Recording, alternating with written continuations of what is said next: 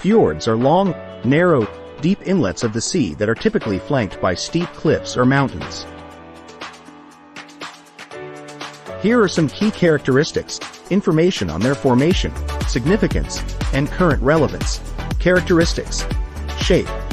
Fjords are characterized by their U-shaped or V-shaped profiles, with steep sides and a flat or gently sloping bottom.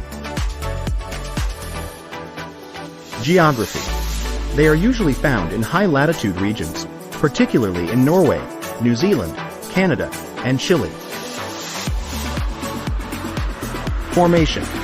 Fjords are often associated with glaciation, formed through a combination of ice erosion, sea level changes, and tectonic activity. Biodiversity. Fjords often support unique ecosystems due to the mixing of freshwater and seawater, resulting in a variety of marine life. Formation. Glacial erosion. During the last ice age, glaciers carved out deep valleys as they advanced and retreated. Sea level changes. As the glaciers melted, sea levels rose, filling these valleys with seawater. Tectonic activity. Tectonic plate movements can also contribute to the formation of fjords. Significance. Scenic beauty.